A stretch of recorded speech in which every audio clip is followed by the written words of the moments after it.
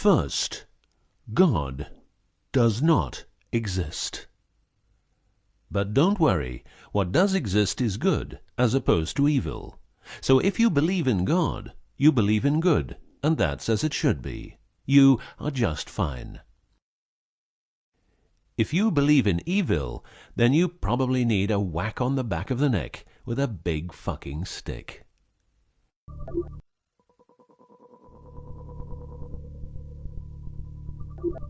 Around 5000 BC, we, Homo sapiens, were genetically modified by space aliens. These aliens first landed where the river Euphrates enters the Persian Gulf. The reason is that in that area, a high concentration of what is called monatomic gold is found in the seawater, while nowadays the highest concentration is found on the islands of Hawaii. The aliens were members of the Annunaki Empire, and were on a quest to find this metal that is supposed to enhance and repair all bodily functions and stop the body from aging.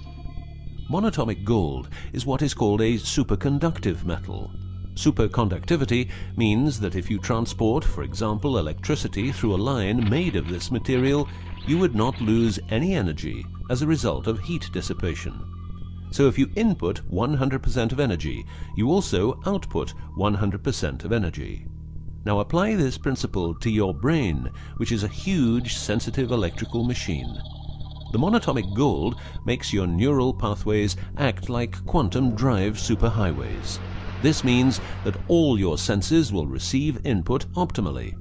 In turn, these inputs will be processed optimally, and those parts of your brain you don't use will become more active, so enhancing your memory, making you better understand problems, allowing you to sense evil, detecting lies, becoming telepathic, and even being able to time travel in your mind by seeing the past or the future.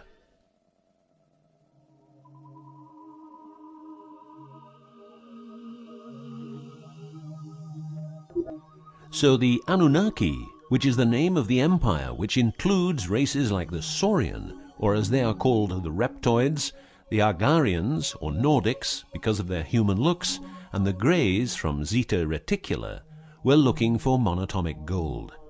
This involved enormous effort because it had to be extracted from seawater, or by processing it in such a way that the gold, usually in pairs of 8 atoms per molecule, could be separated into individual particles.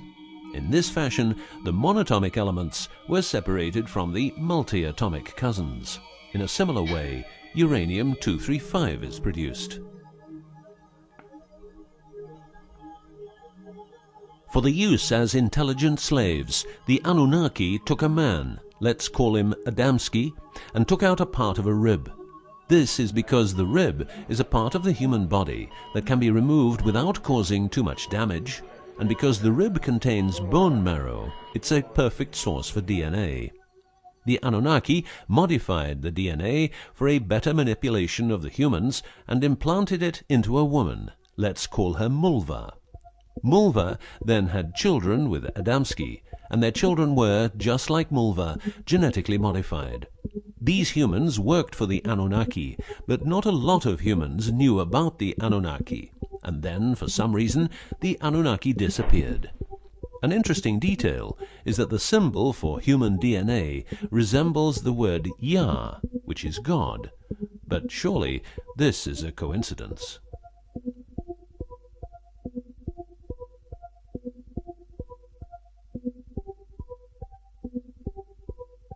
Now, some humans received part of the knowledge of the Annunaki.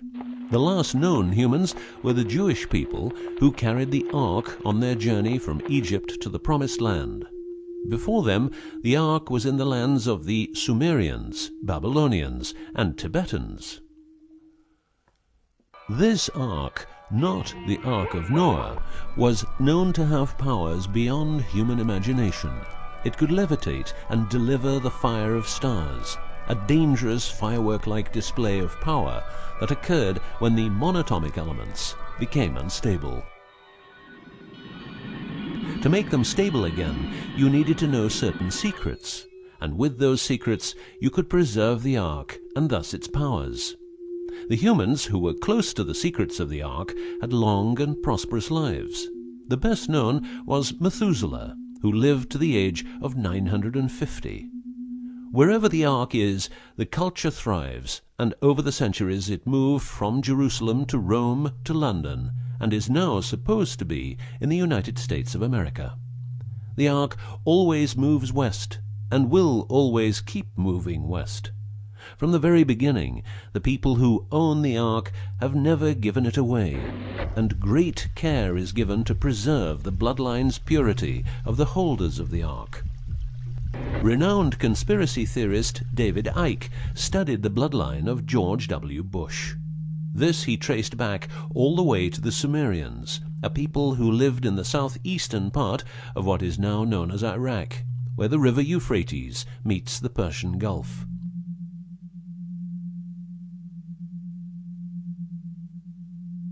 The secrets of the elements of the Ark, scientifically known as ORMs, orbitally rearranged monatomic elements, are nowadays hidden by secret societies that have control over society worldwide. The word ORM is the same as the Hebrew word which means the tree of life. ORMs consist of 8 metals. These 8 metals are ruthenium, rhodium, palladium, and silver, known as the light platinum group, and osmium, iridium, platinum, and gold, known as the heavy platinum group. Gestation of these metals in monatomic form prolongs life and enhances and repairs bodily functions. By following what is called a wide-spectrum diet, we can provide our bodies with monatomic superconductive elements. In other words, by eating a lot of grapes, carrots, all blue and dark red fruit and vegetables, and also much other fruit, vegetables, and fish.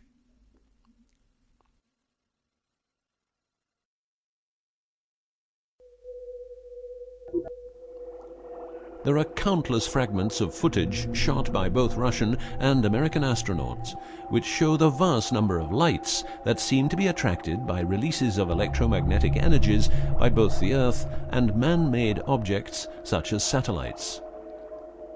In Building 8 of the Johnson Space Center in Texas, the USA, high-resolution pictures taken by satellites are photoshopped each day to remove proof of aliens. In the film The Secret NASA Transmissions, the footage, it becomes clear that astronauts have grown accustomed to these strange anomalies, and that even in 2000, an unprecedented cooperation between NASA, the Russian Space Agency, and a committee of UFO experts was formed to share knowledge on this subject. To better understand this whole story, a few revelations are in place.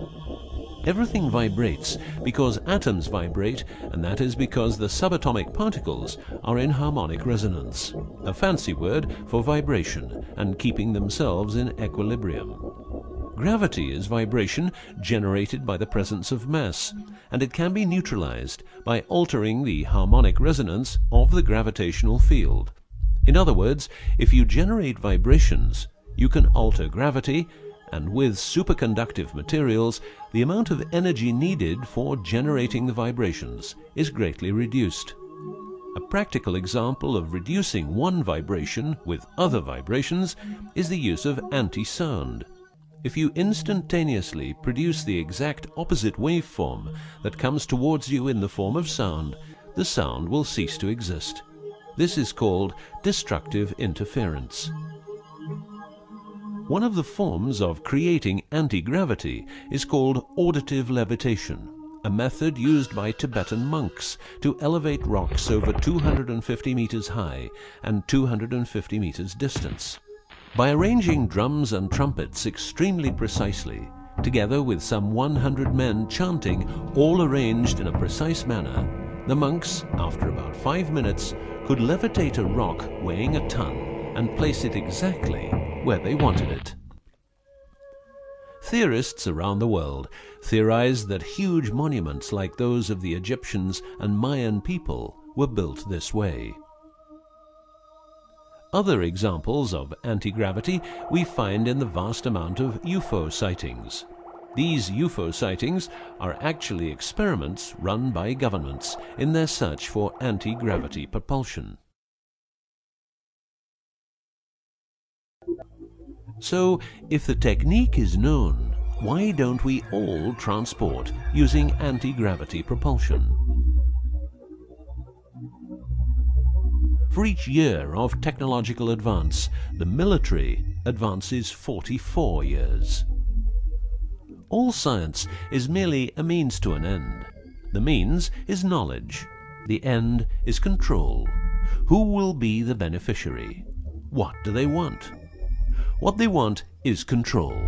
The establishment of a global economy which is totally predictable and can be manipulated in every sense. Ein Volk, ein Reich, ein Führer. What I am saying is that the vast majority of people is being controlled by the established upper class. I know this is like the plot of a bad movie, but stay with me for a minute. Anti-gravity exists. The ability for everyone to be a genius exists. Aliens exist, and much more efficient ways of producing energy exist. For example, the mighty engine, which produces the same amount of energy as a normal engine, but only using 5% of the fuel a normal engine uses. Or the PAP engine, which without fuel, only driven by the power of zero-point energy and a small amount of noble gases, can deliver 500 horsepower for a period of 10 years. Or the Maternita machine of the Maternita commune, which has delivered 3 to 4 kilowatts out of thin air for the last 20 years. What would be the consequences for the upper class if they lose their monopolistic knowledge? What would happen to them if people would know about the secrets they're holding for us? If I don't need any more gasoline, what would happen? If I don't need any more electricity or gas, what would happen? If I don't need any more medicines from the pharmaceutical industry, what would happen? In order to ensure their powers, the upper class, some call them the Illuminati, handles a strict agenda. The agenda has the aim to prepare the world for world domination, beginning in the US and Europe. According to conspiracy theorists around the world, this is what they are doing as preparation. By the way, these people are extremely smart and fanatic, extremely rich, and they have tried it before. Then they were called the Nazis.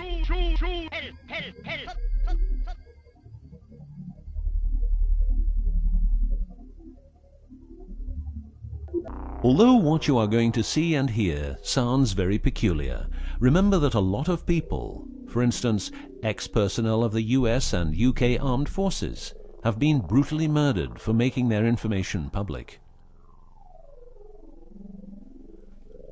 Let's begin with 9/11, but first a little history. What the Second World War did for the US is that it gave the country such an economic lead that it could easily grow more comfortable in its already powerful role. The industry of war gave everybody jobs, and therefore everybody could start consuming. Marshall aid gave Europe the economic impulse it needed. In other words, war leads to flourishing economies and leaps forward in technology. The process of transformation, even if it brings revolutionary change, is likely to be a long one, aside from some catastrophic catalyzing event like a new Pearl Harbor. These are the words of a neocon think tank whose members count people like Dick Cheney, Wolfowitz, and Donald Rumsfeld. What it says is that America needs a war to transform into its next shape, and 9/11 is our new Pearl Harbor. In the manipulation of people, one of the strongest weapons is to make people believe someone else did it. What I'm trying to say is that the US government is trying to make the people believe Osama did it. But did Osama do it? Did you know that 6 weeks before the WTC towers collapsed, the owner had a new insurance policy made up, ensuring that the owner, if the towers would collapse due to a terrorist attack, would receive the amount of $3.5 billion. The owner, because 2 towers went down, tried to claim 2 times $3.5 billion, but only received 2.2. What happened to building number 7?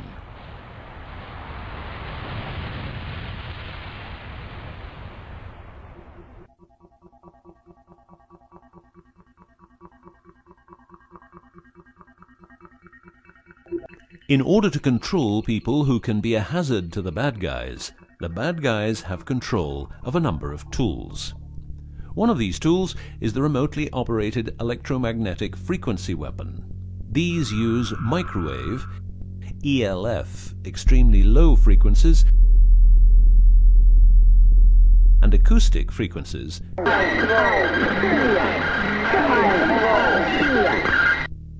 to covertly attack and harass innocent citizens. The use of frequency weapons on humans for behavioral control and murder is not new. For well over 50 years, neuro-electromagnetic frequency weapons have been perfected for their covert use in warfare. These classified, non-lethal or silent weapons, as they are known in the trade, have also been perfected by experimenting on an innocent and unsuspecting public since their early development. Directing a beam of frequencies to a human can cause a series of effects. A well-known effect is ELFs, causing nausea, headaches, wild racing heart without cause, sudden violent itching in different parts of the body. A frequency weapon can look like this, or like this. Its shape depends on how frequencies have to be directed to the target.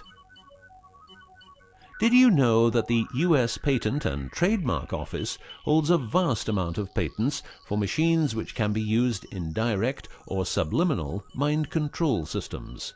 Here are a few. Method and system for altering consciousness. Superimposing method and apparatus useful for subliminal messages, subliminal message generator. Enough about the frequency weapons. Check this link to learn more.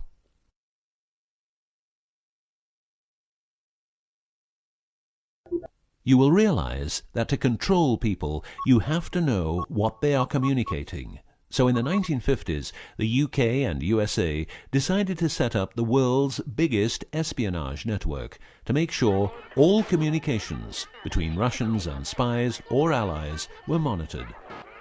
This system has continuously been updated since the day it became operational. The system's name is Echelon and consists of a vast network of listening posts, extremely advanced computers, an enormous number of people, dishes, and taps. Echelon's computers capture every communication via Internet, GSM, UMTS, landlines, TV and radio broadcasts, satellite communications, private, military, and diplomatic, and listens to every word. The computers work with a list of keywords, and when a message contains one or more keywords, the message is directed to a specialist who examines the message. If it is suspicious, further action may be taken. Echelon centers are around the world, but here are the best-known locations. Menwith Hill, North Yorkshire, England.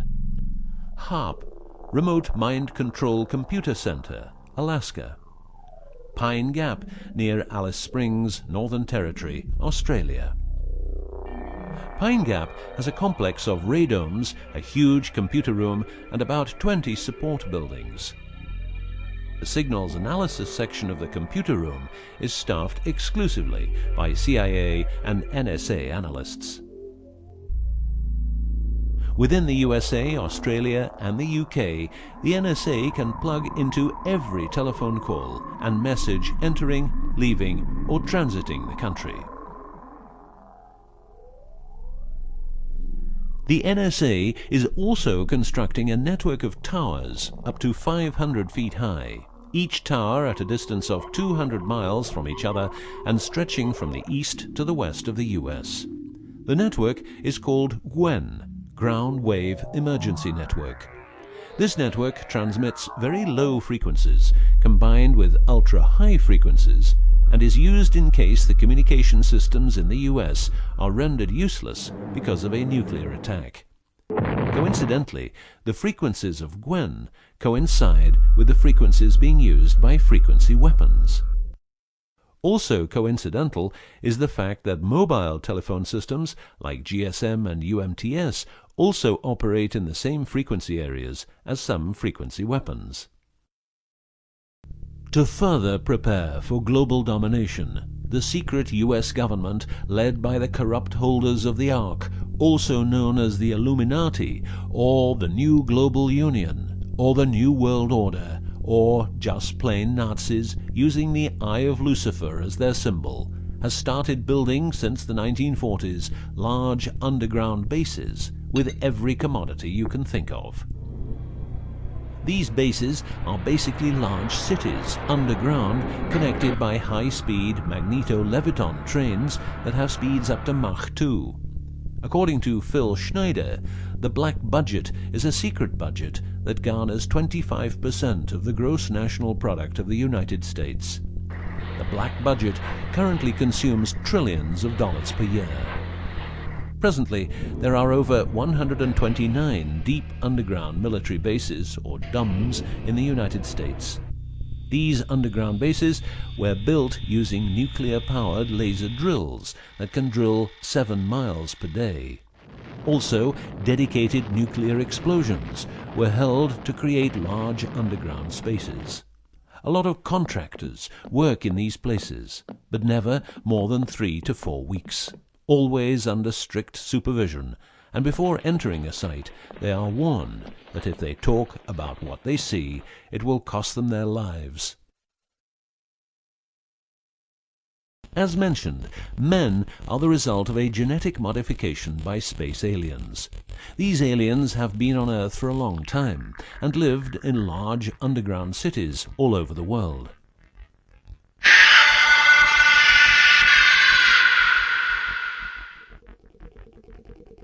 Collaboration with modern governments began as early as 1933 with the Bavarian Illuminati and Thule secret societies, and this collaboration was brought into America via the CIA, which was established with the help of American Nazi agents as well as European Nazis who were brought into America through Project Paperclip and other operations. It was agreed that the aliens and the upper-class secret government would help each other, as agreed in the 1954 Greada Treaty. By 1979, the aliens didn't respect the treaty at all, and it was in this year when, at Dulce Air Force Base, a huge underground base was being built, and during excavation, an underground alien city was discovered. There are several species of aliens working with the US at the Underground 7 level facility at the Alien US Government Biogenetic Research Base in Dulce, New Mexico. The reason they help the US government is because the aliens need space here on Earth for conducting experiments on humans and storing humans in suspended states for reasons unknown. In exchange, the aliens give the US government technology. Examples of these technologies are stealth aircraft, anti-gravity propulsion, genetic research, quantum technologies, computer technology, biological warfare, medicine, GSM, etc. The greatest weapon the devil has is the disbelief people have in him.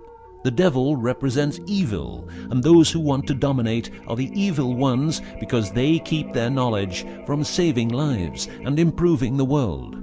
Instead, the evil ones will make the people more docile and stupid, using more tricks in order to achieve their goal, which is world and universal domination. The story of the aliens seems so unreal that, like the devil, it is subject to ignorance and ridicule, and that is its greatest weapon. In the past and present, the evil ones have tried a number of methods and products to manipulate people. AIDS, invented by a laboratory in Chicago, Illinois in 1972. It was a biological weapon to be used against the people of the United States. Second, the US government has a Tesla device to generate earthquakes. NASA only landed on the moon once. Almost 90% of drugs trafficking is organized by the biggest secret services in the world, like CIA, NSA, MI5, MI6, and so on. Since the US is in Afghanistan, poppy production has reached an all-time high, and never has there been so much heroin on the market. People who don't need drugs needn't worry. Their needs are covered by the pharmaceutical industry. The global warming story is a hoax. The Earth is warming up, but not as a result of CO2 produced by man, but because the cycle of the Earth is just like it is. Remember that 10,000 years ago, the whole northern part of the world was covered in ice. It's what we call an ice age. The Ark, in its recent form, started its journey in the deserts of Egypt and was carried to the Holy Land by the Jewish people. In Jerusalem, the Ark started its journey around the world, heading west. Everywhere the Ark has been, one or more obelisks are erected as a symbol of establishment. In the future, the Ark will travel to China, Russia, Iran, until it reaches Jerusalem again, which means the whole world will be under the influence of Lucifer's eye. That will be the moment the Annunaki Empire will settle and rule Earth uncovertly.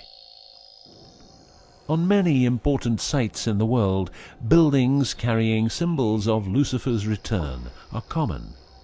The best-known example is the Pentagon, which suggests a pentagram referring to the Jewish symbolism and the symbolism of the Ark. Another example is the Israeli High Court. It's a building with dozens of satanic and secret symbols. Like the eye of Lucifer, an inverted cross you can walk on. Its numerical anomalies. It was built in exactly 750 days. Used exactly 250,000 stones, all hand-laid, and was funded by the Rothschilds, the founders of the central banks and the World Bank. These buildings celebrate the coming of and will serve as headquarters for the evil ones.